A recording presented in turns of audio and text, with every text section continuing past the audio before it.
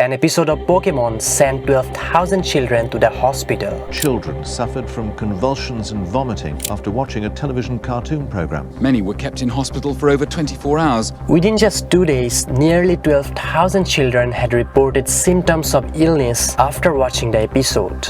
But how did this happen? I always thought it was a cute program that was fine for kids, but now I have to be careful about everything they watch. On December 16, 1997, an episode of Pokemon aired in Japan named Dano Senshi Porygon.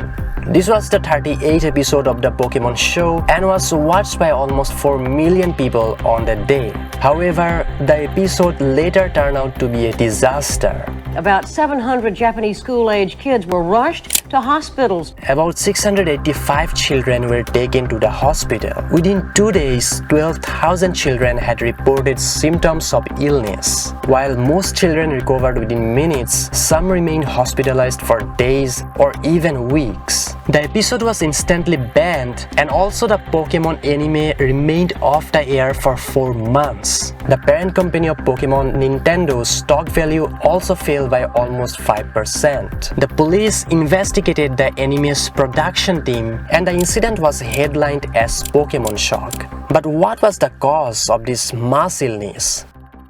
You see, in the episode, there is a scene where Pikachu shoots a Thunderbolt attack at a series of missiles. And in that scene, the animators used fast strobing blue and red lights at a rate of 12 Hz for 6 seconds. And this caused some children to experience seizures. Some had to close their eyes during that scene, and some felt their body became tensed after watching this. As you can see, even though I have lowered the color tone from this video, the scene is still hard to watch, right? This is especially true for people with photosensitive epilepsy, which is a condition that is triggered by flashing lights. However, Robert Bartholomew, a medical socialist, found that the vast majority of affected children had become ill after hearing about the program's effects, due to all the news and talks that were trending everywhere at that time. But you have to remember that on the day the episode was aired, several hundred children indeed experienced seizures. However,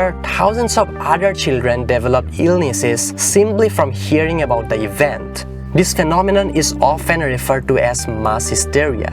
But what happened after that incident?